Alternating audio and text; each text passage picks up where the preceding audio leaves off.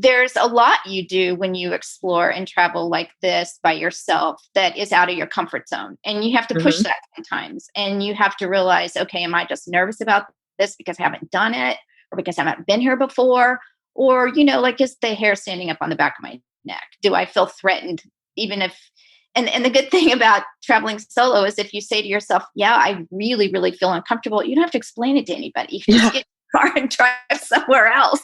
The biggest argument you'll have when you solo travel is with yourself. So you always win one way or the other. Welcome to Jump Podcast.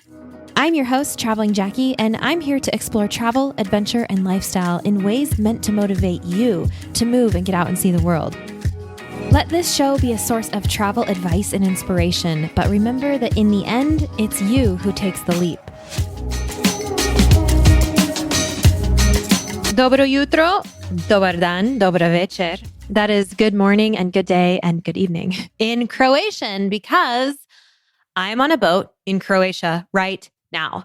And because I'm on a boat with a whole bunch of you guys on the first Jump Adventures group trip in 2 years, so grateful, I am calling on the support of someone else to help me produce this podcast episode. So if you caught the last episode with Sherry Ott, you will already know that we announced at the end that she would be officially hosting this episode. This is the first time we're ever trying this on Jump. So this is a milestone, guys. Big deal to be handing over the mic completely. But as we already know, Sherry is such a pro. She's an expert. She's been traveling the world for 15 years. She has already been on the show a handful of times to share her expertise with us. You may remember her talking about long distance hikes all around the world, or the 2-part episode where she gave us 3 destinations for each month of the year for where to go and when. And she's going to be your guide today. So you guys can find her at ottsworld.com or on Instagram at ottsworld. OTT is her last name, ottsworld.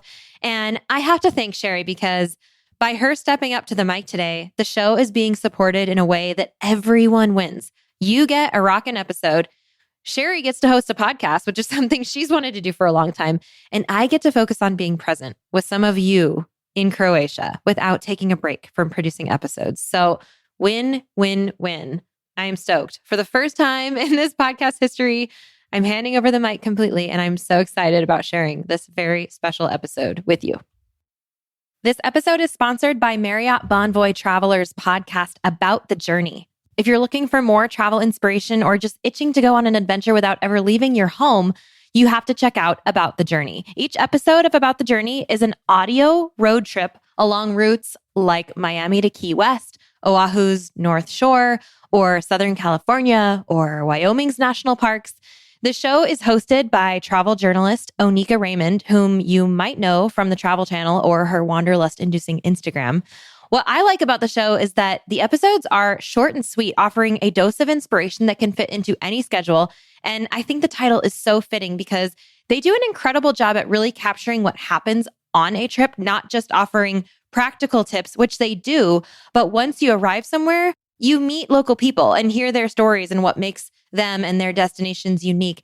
And that brings these places to life. It's educational and it takes you behind the scenes of the trip, which I think is a really great representation of an actual travel experience. It truly is about the journey.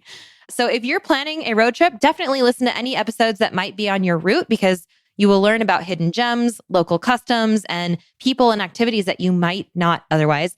And if you aren't planning a road trip right now, you can still find inspiration in the ways Onika interacts with people along the way, which might open you up to a similar, deeper experience on your future travels. So check it out. You can binge About the Journey on your favorite podcast app or wherever you listen to podcasts. This episode is also sponsored by Turtle Fur. Turtle Fur is on a mission to inspire an outdoor lifestyle by promoting socially and environmentally conscious living and creating comfortable products for every adventure and every adventurer. And we're going to hear from Kendra today for a peek behind the scenes at Turtle Fur. I love working for Turtle Fur because everyone's passionate about what they do and about helping people get outside.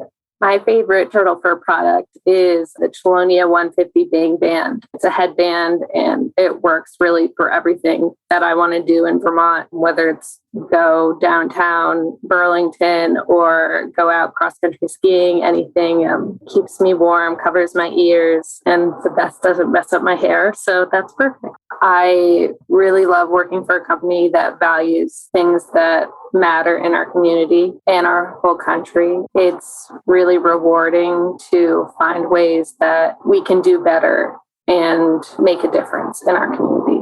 You can learn more about Turtle Fur's giving initiatives and get yourself some cozy headwear at turtlefur.com. And they've graciously offered Jump listeners an exclusive discount. Use code JUMP20 at checkout to receive 20% off your order of $25 or more at turtlefur.com. We're so grateful to Osprey Packs for partnering with us and supporting the podcast, so please stay tuned for more about them later on. I have an opportunity for you to join me in real life for some real travel. Here's the latest Jump Adventures update. We are going to Greece for a bike and boat island hopping adventure this May 9th to 16th, 2025, and we still have space left. Check out jumpadventures.com to learn more and book now. We're going to have a yacht all to ourselves with ensuite cabins on board, so you get to sleep in the same bed every night as we start in Athens and make our way west toward the island of Corfu. You'll have your own bike for the week, e-bike if you want one, for cycling the islands as we go, in between meals crafted by our private chef on board, and all the relaxing you want to do on the top deck under the Mediterranean sun. These bike and boat adventures are our most carefree and relaxed trips. All you have to do is say yes and show up, and there's still space. Head over to jumpadventures.com to grab your spot now, and we'll see you there. Hello, Jump listeners. This is Sherry Ott, and I am doing my very first podcast interview. I'm really excited about it. And thanks to Jackie for that awesome intro. It was very humbling. And she's right. You know, I've always wanted to be on the other side of a podcast. I'm actually very frequently the guest. But I've never been the host before. So this is going to be a little bit different for me. So I please ask you to be patient. This is my first time. But the important thing is I love trying new things. And so I actually believe that it keeps us all young at heart, whatever. So, you know, here's to being young at heart and learning new things. So I hope you go out and try something new today too. So when Jackie and I talked about me co-hosting, I knew right away who I wanted to introduce you to. So with the increase in van life and road trips, thanks to the pandemic, I wanted to do an episode on car camping. And now, quite honestly, I didn't even know what car camping was before I met my guest today. And I'm not just talking about car camping, but I'm talking about car camping solo. So you may know that I'm a big solo traveler, and I respect anyone who wants to go out solo. But solo car camping, that was, for some reason, that even had me like, ooh, that sounds hard. So I actually have an article on my blog about my guest who we're going to be talking to and her adventures in solo car camping. And out of the thousands of articles on my blog, it's my most read blog post, which is pretty surprising. I love it. So I figured this would be a really great topic. I met Vicki Hill because she had actually been a longtime follower on my blog and had been reading and commenting, etc. And we happened to be in Crested Butte, Colorado at the same time a few years ago. And she suggested that we meet for coffee. And I love meeting readers. So of course I said yes. And that's when I found out that she lives out of her car for about, I want to say 2 to 3 months of the year to hike and explore all over the United States. I was absolutely astonished. And let me tell you, not many things astonish me. And ever since then, I've actually been fascinated with her life. On that time when I first met her, I was so fascinated by it. I went to go see her Toyota 4Runner at her campsite and learned all about how she does car camping. We went on hikes. I asked her a ton of questions, and meeting her actually inspired me to get a car that I could camp into for the future. So I'm so excited to welcome to the show, Vicki Hill. Thank you, Sherry. It's great to be here and share my favorite subject with everyone. Yeah, it's so great to talk to you. Vicki, where are you coming from? Where are you at right Oh, I am stuck at home in the Midwest, outside of Kansas City, a little college town, Lawrence, Kansas. now? Okay. Um, so not too far from me. I'm in Denver today, so we're somewhat close. But first, I actually want to set the scene here. Vicki is not a millennial. She's not Gen Z or whatever the latest generation is. I'm not even sure. Vicki is actually a grandma, a very young grandma, but she's still a grandma. She's married. Vicki, you still have a cat, right? I have two cats. Two cats. Yes, You've got I don't like it when I travel, but oh well. You have a home. It's not like you have to live out of your car. I have a home. I have a spouse. Yes. Danny is super supportive of who I am and my need to go. And so yeah, I have kind of a regular life back here in the winter. Which is a weird time to be in Kansas, if you ask me. But it is, but it's kind of hard to go anywhere because I do have kind of a crazy fear of driving in snow. I've been caught out so many times, and everywhere I go in the winter, I have to leave according to the weather, and then it's just it's harder when you car camp because it gets dark earlier, it's colder a lot of places, and so I feel a tiny bit trapped by winter. I just need to leave the country, right? Yes, exactly. we were just talking about Jackie in Patagonia prior to starting this recording. So there you go. It's summer there now. Yeah, that would be awesome. So okay, you have a very conventional life and very normal life. So why are you out solo car camping all summer? Oh, because it's really where I want to be. It's what I love to do. It just fills my heart up. I just want to get my feet on the trail all the time. And we have so many beautiful places here in our country. And I'm kind of a West Coast girl, West girl. Anywhere Colorado West is it's just beautiful. So I love being on the road and exploring new places. And mainly I want to hike. I'm just an amateur photographer, but I do love to do that as well. So the West has so many beautiful places to explore. So yeah, rather be there than here. You like the mountains. I know that. So tell us a little bit about your setup, your car camping setup. You have a Toyota 4Runner. How do you make this all work? And also kind of, I guess, because this isn't just for a night, you're out here doing this for months at a time. So how do you make this work? Yeah, this year I had my longest trip was 77 days, but I have hardly been home since April. I think between taking a couple short trips to Florida to see my granddaughters, and then I took a big trip in the spring, a road trip to Utah. I think I've been gone like 130 days or something like that. I've been gone quite a while, but my setup is really simple, which I love that. I have all kinds of friends that have trailers and RVs, and I love my little setup. I have a 2001 Toyota 4Runner, so an old one, but it's a third generation, and there's a whole sort of third generation cult. So I love the size of this one and the simplicity of it. So kind of in a nutshell, if you want to, you're asking like exactly kind of how it's set up. Is that what you wanted to know? Yeah. Like, how do you, yeah, exactly. So I pulled my back seats out, which were really easy to do. And so they live out of my car, and I felt like I had a whole new room when I pulled those out. And I'm short, I'm 5'2", so it's not like I need a ton of room. But essentially, behind my driver's seat, running from the driver's seat to the back of the hatch, is my bed. And I didn't do a build out or anything. I just took lots of fluffy stuff I have at home. Like in the winter here, I sleep under a king down comforter. Well, in the summer, I fold it in half and put it in the 4Runner, and that makes up part of my bed. So I have 3 or 4 things that are fluffy, including couple of sleeping bags and a little quilt I made to put on top, and a couple pillows, and that makes up my bed. So that's half of the back.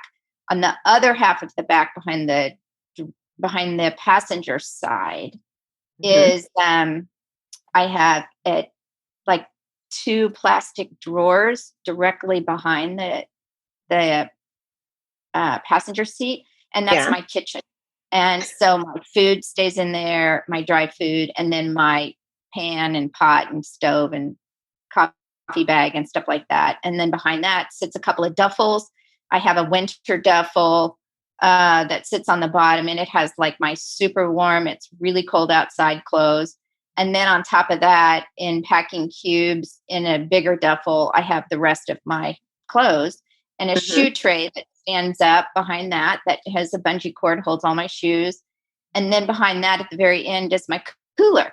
And so, it's a pretty simple setup. I have things, I've been doing this long enough that I have certain things set a certain way, where my atlases go. I carry a laptop. So it's not just those things, but that's the basis of how it's set up. And it's very simple. And I have a Thule road box that I carry sometimes, but I don't carry it all the time.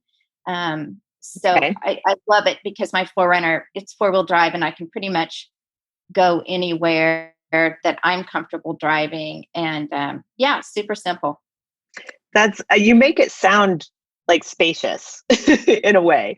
But I've seen it. And in fact, I will put a link in the show notes. I think once, Vicki, when you were here, I did a whole little video because people wanted to visualize this space. So we went through and kind of showed it all to people. And so I'll put a link into that so people can help visualize that.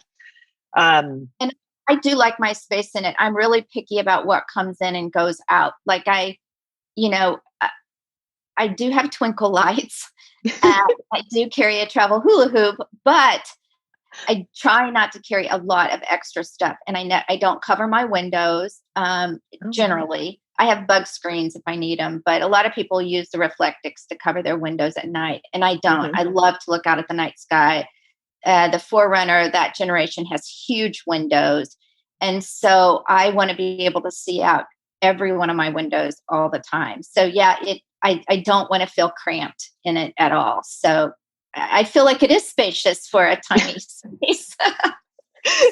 Well, that's good. And it's true, you said that you didn't do a build out. When I was looking at getting my car, I actually got an old Subaru Forester.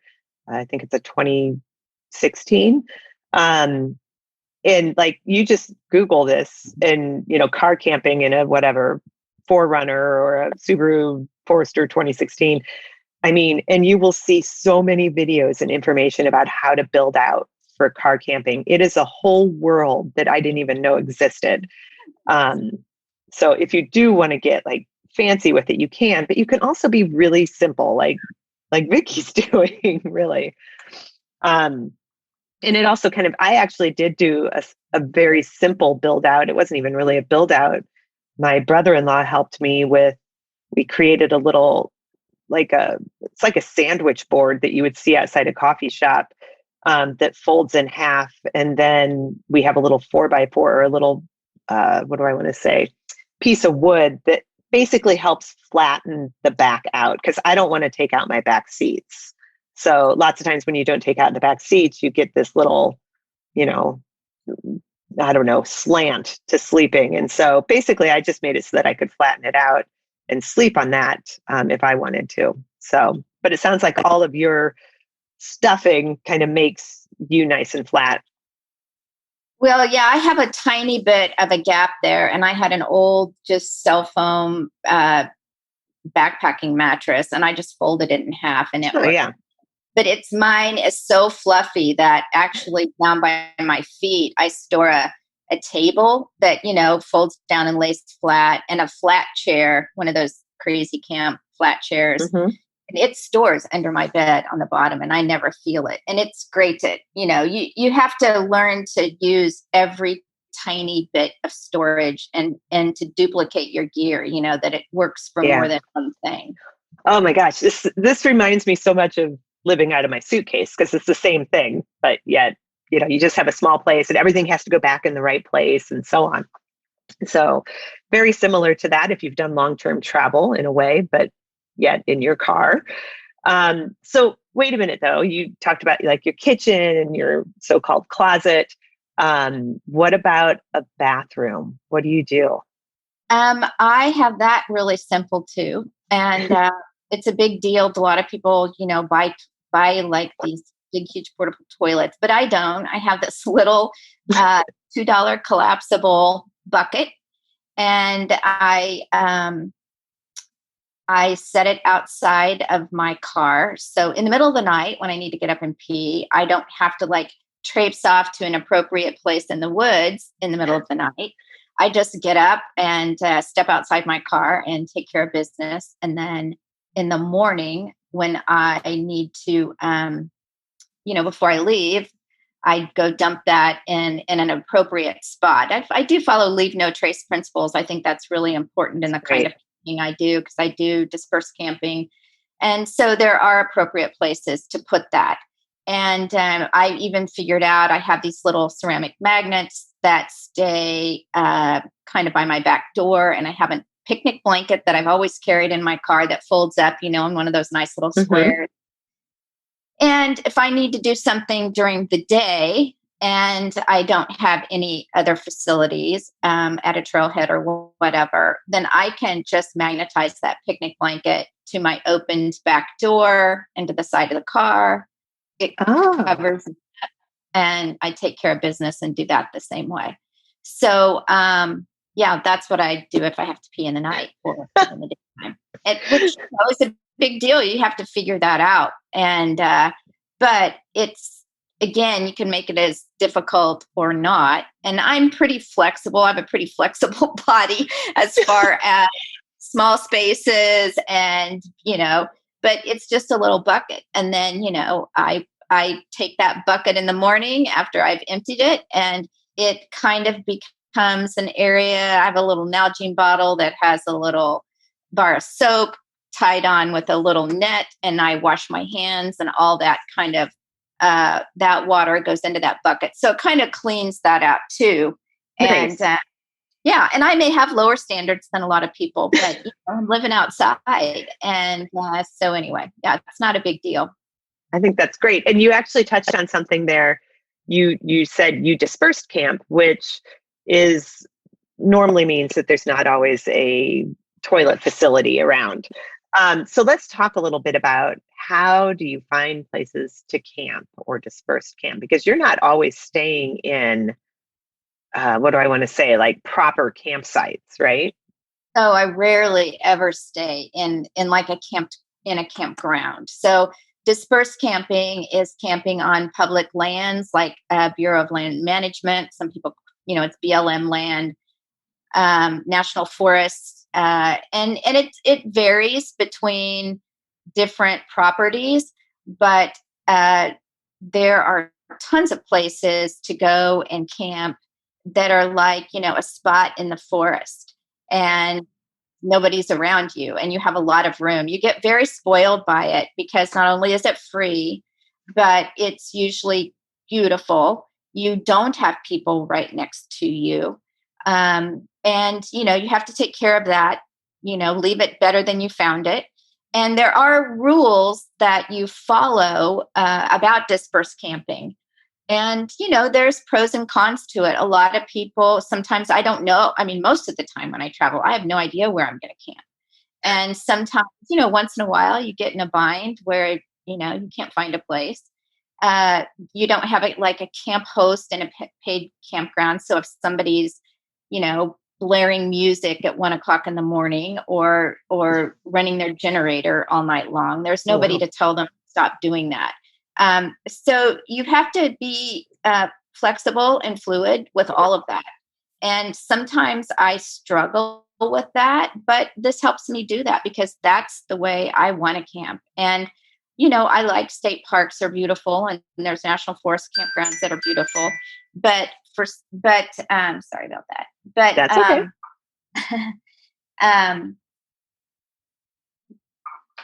But you also, I mean, it's becoming so popular to camp now that, a lot of those places, not only is it expensive to stay there, but you have to have reservations. And Yeah. my travel is very fluid and flexible. I mean, I change my mind all the time. I mean, it's a great thing about solo travel is, I'll be headed one direction and somebody will say, "Oh, there's a hike over this way." Or one time I drove 100 miles to hear this author that I follow, and he was doing his, book release, and it was a magical time. And so I don't like to be blocked in by reservations. But yeah, the dispersed camping, there's a lot about that online. There's different websites, Facebook groups about it. And, but it's the way I absolutely love to camp. And, 95% of the time it works great. Yeah. 5% doesn't, but oh, well, you figure it out. Yeah. Yeah. This is great advice anyway for anyone who travels. Like, you have to be flexible, things change, whatever. So I think it's wonderful. We'll come right back to that. Let's take a moment now to thank our wonderful show sponsors.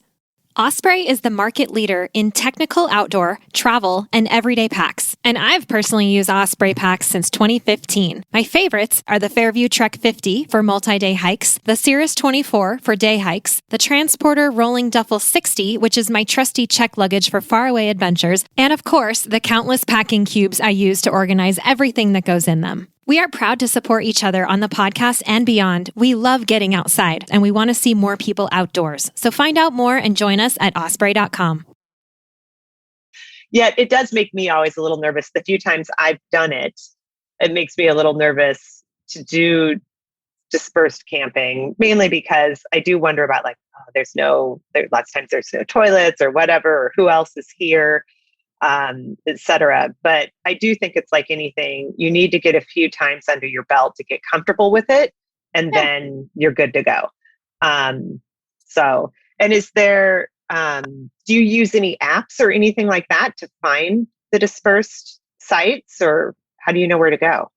Yeah, there's several on there. Freecampsites.net. I don't think it's an app. I think it's a website. It's probably the most popular that you can use. And it's right about 90% of the time, because, just people are posting coordinates and telling you information. And sometimes land closes, when people leave a bunch of trash and junk around, Forest Service or BLM will close a property. And that's why it's so important to keep it nice. And everybody I know that does this way of camping, which most of my friends that I know that travel do this way of camping, we all carry trash bags, and we've all run into a campsite where somebody has just totally trashed it. And, you suck it up and pick it up, and it makes you angry. And then you've left a beautiful site, and you've been able to stay in a beautiful site. And so we need to keep all of that, clean and nice. But, yeah, so freecampsites.net. There's other ones out there. That's probably the one that I use the most. But you can kind of, once you start doing it, when you are driving through a forest, and I do like to try to find camping before it gets dark. You can kind of drive down forest roads, and you'll see spots off to the side. You don't want to create a new spot. But on the other hand, I am just in a car. I'm not towing, and it's, I can pull off and park. And a lot of times I do not build a campfire, out west. It's just too iffy. And sometimes I'll pull out a chair, but sometimes I just need a place to stay for the night, and so I lock myself in. And the other thing about car camping that's nice is, there's been a few times I've just been creeped out by a place, I'll get there and I'll think, oh, this is great. And then all of a sudden it's just like, why am I not comfortable here? There's nobody around, or there's somebody around. It's one way or the other.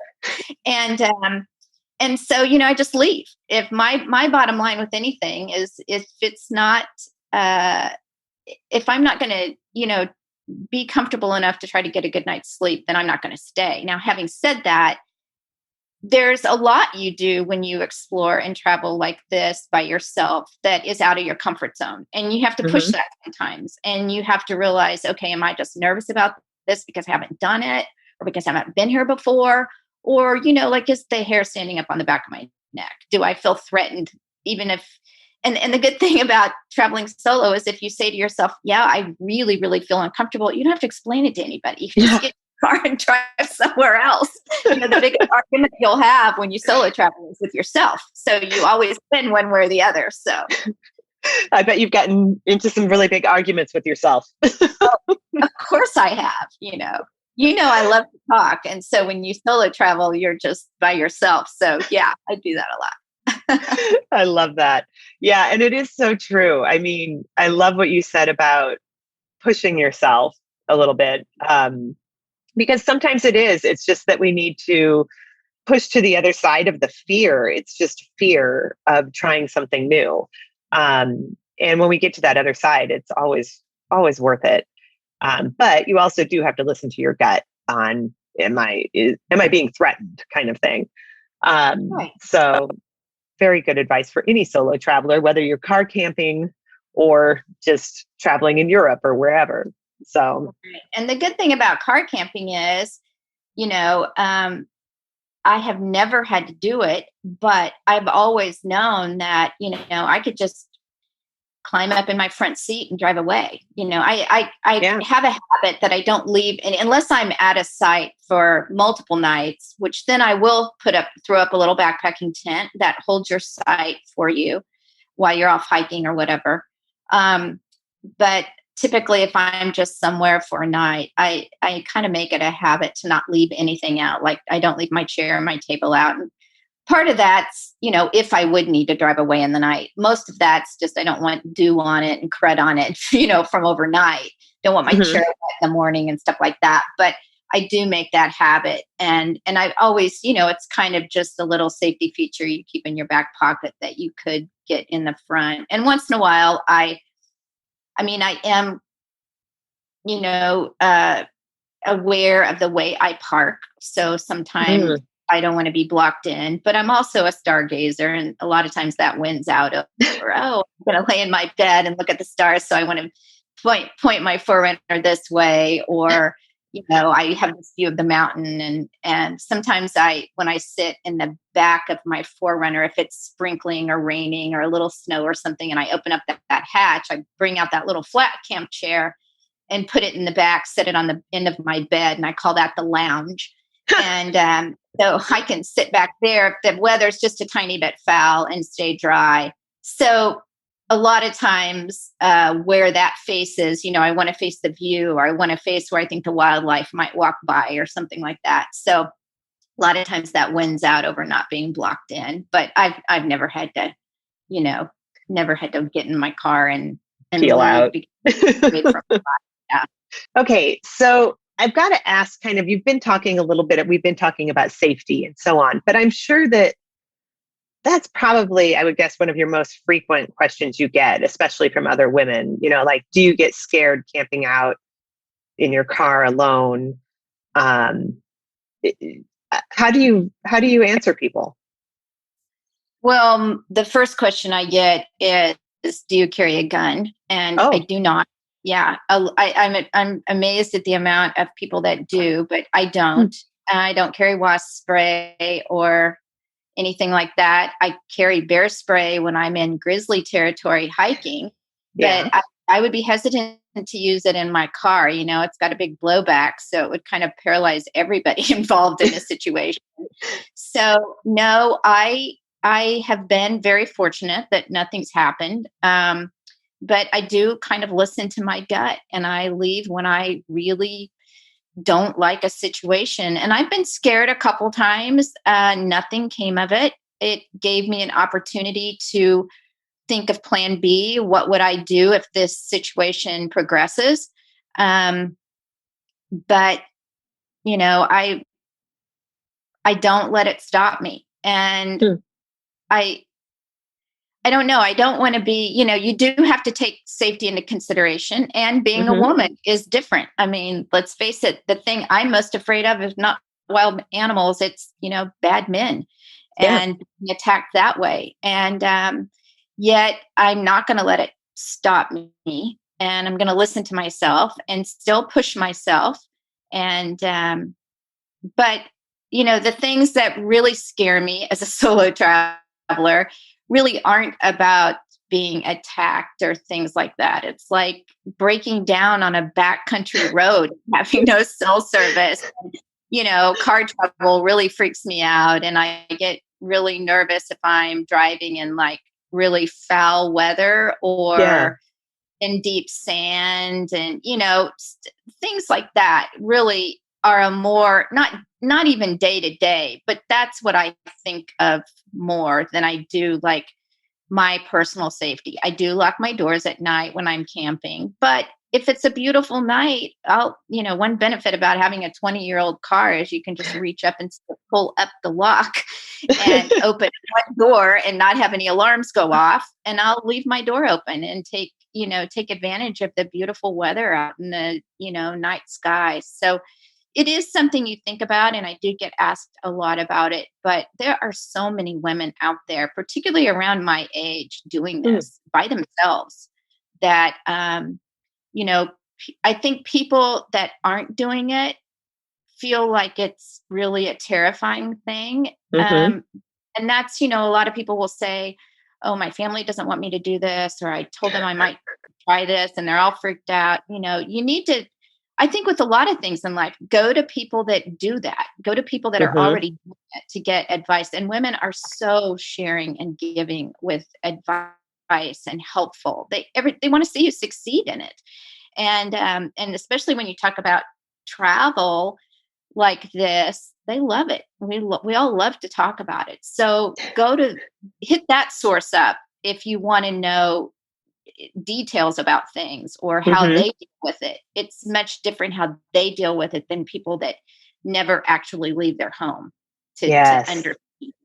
So if people want to try it, find a source. There's tons of women doing it that are in my age. It's so true. Okay, so I have a couple of questions that come out of that. And I can't agree with you more, first of all. Like, there are always going to be people that think that it's crazy or whatever. And you do have to I always say, find your own cheerleaders, find the people who think it's a great idea, hang around them. But so in that, you mentioned people my age. Can I ask you what your age is? I'm 63. Wow. I didn't even know that. I want to be 40, but my kids are 40. So no, I'm 63. Oh my God. I can't even believe that. Wow. That's impressive. And what an inspiration for women any age, really. But I think that's really great. So you say there's a lot of women out there doing it. Do you have like a favorite Facebook group or something like that are women car camping, where people could find their cheerleaders if they're interested in this? Yeah, there is a Facebook group called Solo Women Car Campers and Travelers. And so it's nice because some are on the road full time, some are not. And some of it's camping, some of it's international travel, and just that's why I love social media. I mean, I have made so many friends over the years in my travels, and it keeps us in touch. We're frankly not going to text each other all the time or email each other. And I love to follow their travels and see what they're doing. But a group like the Facebook group, they're really great because somebody will post, oh, I got this new piece of gear, or, I had this problem come up and this is how I found the solution for it. And then you do get newbies on there that are like, I'm afraid to do this, but what should I do? And they'll be great about it. And so, I think they're helpful. There's boondocking, boondocking is camping without hookups and things like that. Oh, so yeah. You can Walmart parking lot and stuff like that. But there's boondocking groups that it kind of overlaps then into some dispersed camping as well. Because you technically are boondocking when you are on a dispersed campsite, but because you don't have hookups or anything. Yeah. But so there's boondocking sites. Yeah. There's there's a lot of information out there about that. Okay. And we'll definitely put the links in to this Facebook group that you mentioned, as well as some of the free campsite.net. So people can check those out themselves. So tell me, I know we alluded to, let's get to the fun stuff. We alluded to hiking and that you really love to hike. So what is your typical day like car camping? Well, I generally wake up when the sun comes up and get up and put out my table and make a cup of coffee. I have a little backpacking stove and I'm a coffee drinker. So I make my cup of coffee and then I pack it all up and drive to a trailhead because that's my goal, is to try to hike every single day. And so I will drive to a trailhead and spend time hiking. And sometimes it's 4 miles and sometimes it's 12 miles. Sometimes it's 2 4-mile hikes. So it just depends on where you're at and the weather and how all that goes. And then a lot of days, because I hate to cook, whether it's at home or in camp, and I hunt good beer. So a lot of times if I'm in a place where I can drive to a little local town nearby or something, then I'll go and eat out, and I'll do that around 2 or 3 o'clock. And that way, it's not busy. I can take my time. I like to sit at a bar if it's a brewery or a burger joint or something. And I eat a lot of burgers. I love burgers. So, well, if you hike that much, you can. Yeah, I never do fine dining. Well, I go to so many breweries, and if you ask them what's the best thing on the menu, they usually always say it's our burger. So anyway, so I'll be there and then I'll come back to camp. And if I am not near a space and I have to cook in camp, then I go back to camp after my hike and eat, in camp. And and then I love to spend the evening, sitting out, see if there's wildlife that strolls by, or I love to read. I'm a huge reader. So I will read, I talk to my family when I'm gone. So I have 3 kids and 2 granddaughters and my spouse. And I talk to him, a couple times a day usually. And so I'll do that. And then I tend to go to bed pretty early. I'm not building campfires as much anymore. And so I will kind of go to bed when it gets dark, or at least get in the Forerunner and read some more in there. And then I'm tired. I go to sleep. So I kind of have a cycle with the sun and the moon, and I love it. I really miss that when I come home. I crawl in my bed and people are like, "Oh, aren't you so happy to be home?" And I'm like, well, actually I have to walk down the hall to my toilet instead of just out. Actually, my bed in my Forerunner has a view of the stars, and I can see it in my head. So no, not really. I love it. Oh, that is great. Wow. Yeah, I agree. The whole, that's my favorite thing about camping in general, whether it be in a car or a tent, is the whole cycle with the sun. There is something really, I don't know, comforting or beautiful about it, I guess. Natural about it, really. It's natural. Yeah. It just kind of fits the way. And I love being gone for so long because it does bring you down to, what do you need? I need a little bit of food, but I need water, and I need to be careful about the amount of water that I use, and then you're just surrounded by this beauty all the time. And sometimes the hiking's hard and sometimes, the weather sucks, but it's just overall, it's just, I don't know. I just love it. And I can't get enough of it. I can tell. And I agree. It's like anything outdoors. I think, and especially when you can do that outdoors things for multiple days or weeks or whatever, it's only then where you're kind of able to really sink into that environment. I think personally, having done some very long journeys like the Camino de Santiago, that's the same thing I would have said about that, which is it simplifies your life. You're eating, sleeping, and walking, and that's it. And sometimes we need that simplification. I think it's interesting, with COVID, obviously, I think it sent more people outdoors, and hopefully, I know it sent more people car camping. And like van life for sure. I mean, those places were, I think you even said the campsites and stuff were much busier than they have been in the past and so on. So funny. There were a lot of people out there. Yeah. Yeah. Which is great. I love to see new people to the outdoors, but you're right. Also with like all the stuff on Leave No Trace, some people have to just kind of have to learn how to be outdoors sometimes. So it's good that people like you are out there helping people learn. So let's see, what are your top tips for like easing into this? If you're someone who's interested in this, but maybe a little bit nervous about it, because solo car camping can, be a little bit, you can have some nerves about it. So is there a way to ease into it? Do you have any tips for that? Oh yeah. I think it's, it's as easy as you want to make it. And it's just like have a vehicle, and there's probably a YouTube video on every vehicle people want to sleep You're in right. out there, but you don't even need that. Figure out a place you have the most room in your car. You don't have to figure it out for the rest of your life. You just have to figure it out for the first couple of trips. Throw everything soft and fluffy in there and a couple pillows.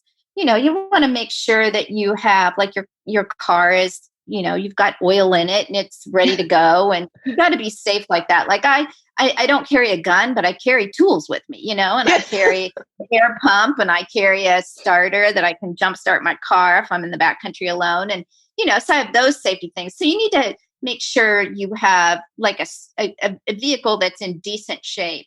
But I would say for starting out, throw some stuff in a bag for your kitchen. I had a backpacking stove, and that's what I use. It's just a small one, or borrow one from someone to start. But I would say just, you need food and water and have an idea of where you want to go, but start close to home. You don't have to travel across the country, and go to a state park if you're just kind of want to check your setup and you don't want to maybe disperse camp yet. Go to a state park. They're great about car camping. A lot of campgrounds don't like car campers. So like in Florida, there's a lot of places, if I wanted to spend the $60 a night and make a reservation a year and a half in advance, that they wouldn't allow me to be there. Wow. But not their state parks. Yeah. Okay. Not their state parks. And so state parks, community parks, whatever, that allow camping, that's a great place to start, and just go there. We don't, in Kansas, we have very little public land camping. We have very little public land. Wow. And so it would be hard to start out here, but we do have state parks and Corps of Engineer parks and things like that you can start at. So if you're wanting to test your setup and wanting to see if, okay, can I just sleep in my car comfortably, then go to a nice little state park or Corps of Engineer campground that's, maybe an hour away or 30 minutes away or whatever, and try it that way. And don't invest a lot in gear and things like that, because it changes. I've been solo camping for, I don't know, 16 years or something, but I've been car camping for 8 or 9. And, at this point, the setup doesn't change a lot, but every year I do tweak something, and find something that works a little bit better. And you'll do that. So I would just say, start with what you have or what you can borrow, go a little ways away from home, and see how the night goes, see how the day goes, the hiking, and then just go farther and do a little more and tweak it as you go. And just enjoy it. And you're right when you said earlier that the first few times, it's going to feel different. It's going to feel, you're going to have times you're going to hear a noise, What's that noise? Oh no, is that somebody trying to get in my car? Or is it, a bumblebee outside? Because you don't know how those noises sound. That's foreign to us. But, hopefully you'll love it. You'll get like me and you're like, oh my gosh, I don't want to be at home. I love that. Yes, start little. You don't have to have some giant build out and all the fancy equipment. There is a huge market for it out there. So there is a lot of things that you can buy. But I agree, just start simple. And even when I rented a camper van last summer, I started out, just like you said, I started out in like pay camping sites just because I'm like, I don't know, this is a little odd. But every night I was out, I got more confident and I got less worried about sleeping, and I slept better actually. To the last few nights I was doing dispersed camping. So, it's start little, get baby steps, get some wins, and keep going, hopefully. You mentioned, go ahead. Just know at some point, even a seasoned, somebody who's done it a lot, there are still nights once in a while that I'm like, no, this is not going to work, or no, even it has happened with trails, not just car camp, there's been a couple times I've gotten on a trail and I'm like, woo, I got the heebie-jeebies. I don't really like this. Why? And I look around, I'm listening or whatever. But the bottom line is, if every step I take I'm going to really feel freaked out, just turn around and go back and find another place, do it another day. And so, but it is good to push yourself. And like I said, you'll probably be fortunate enough to meet other women just like you. And then you've made a friend and you've said to somebody, okay, this happened, I wasn't sure what to do about it, or I maybe am short this piece of equipment. What do you do when, you need this or whatever? And it'll work. Or, once in a while, I'm sure it won't. I'm sure there's people who tried it that don't like it, but, yeah, that's probably, but you got to try it. You got to try it to know if you like it or not. Yeah. So, real quickly, speaking about equipment, first of all, I have a quick question. Do you take a way that you can keep in touch with people? Because cell phones aren't always working where you're at or where you're camping. I do. I have a Garmin InReach Mini. Okay. I used to have a Spot, but I went to this one. And so it's a satellite, they call them PLBs, personal locator beacon. So I can do live texting, and I have the basic plan, and I can turn it on and off the plan, when I use it. So like right now, the plan is off. But yeah, it lets me live text. So I can live text Danny, like to say if I, like this year for the first time, not for the first time I fell, but I fell a lot. But for the first time I fell, and I was really worried that I might not be able to get myself out of a situation. So I had that. So if I would have needed it, I could have either live texted him and says, here where I am. Could you please get a hold of, the local search and rescue or whatever, come get me? Or there's a red button on it that I hope I never have to press. And it's like, things are really, really serious and I need help. And like helicopter help. And so I have that. But the live texting feature is really nice because, for instance, we used it in a backward way. A couple of years ago, I was 17 miles down a dirt road, no service. I was camping, getting ready to do a hike the next morning.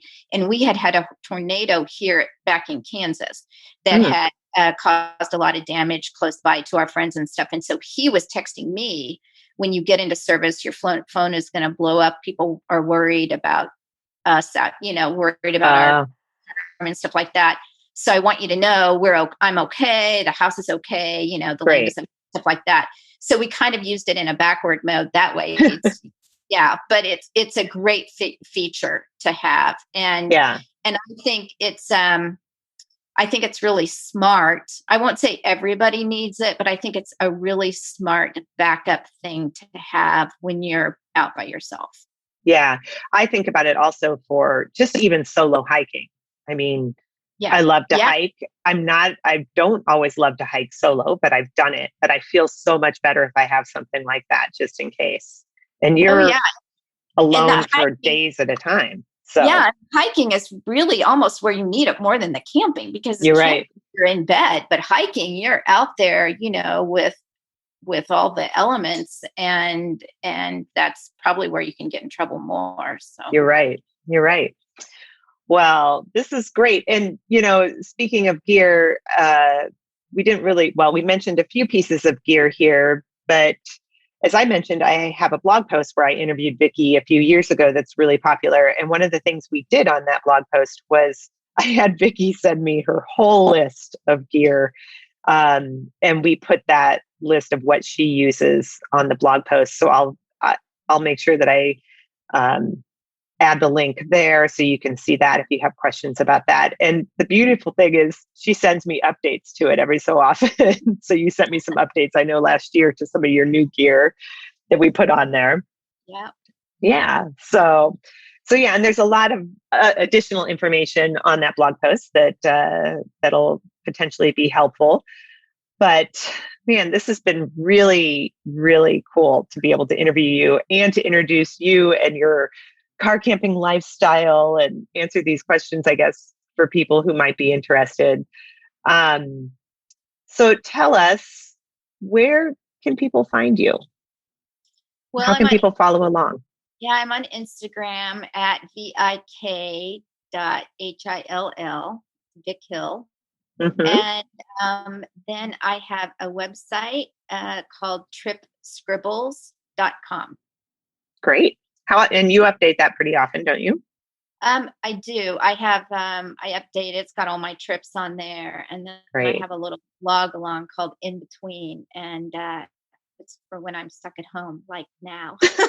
You're in the in-between. Nice. I'm in between. This is when I take my time to read others. I'm following podcasts or blogs or people that are still hiking the PCT or whatever, so I'm becoming a armchair traveler right when winter sets in for a little while.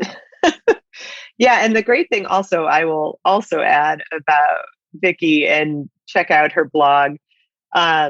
She has so many amazing hikes to share. And I will say she's an expert on Crested Butte, Colorado. I've been hiking with her a number of times out there, and she knows that place really well. But if you have questions about hikes or stuff like that, she's a great resource. And very fun to hike with. I feel the same way about you. It's fun. I hike by myself most all of the time. I mean, Danny will come out with me for about a week summer. And so I love to hike with others. And I just want to get my feet on dirt every day. There's just something great about being outside. So I love that. Yes, absolutely. Well, Vicki, thank you so much for sharing all of your knowledge and experience on car camping with the audience today. And thank you everyone out there who has listened to my first podcast that I've hosted. Hopefully, like we said, everything, you have to keep on trying it, and you get a little better each time, and you get a little bit more confident each time. So please be patient with me as I continue to learn about this whole new realm of sharing information. And thank you so much for tuning in from wherever you're at today. Make sure to check out the show notes for this. I'm going to put in all of these links of how to follow Vicki, as well as some of the resources she mentioned and the blog posts I mentioned with the gear list. So you can check that out. And we'll see you in the next episode. And actually, Jackie will be back at it. She's in Croatia right now doing her biking trip. And I know she's having a great time. So it should be really fun to hear from her again when she's back and hear all about the biking in Croatia. So thank you so much, everyone, for joining. And hopefully I will see you again soon.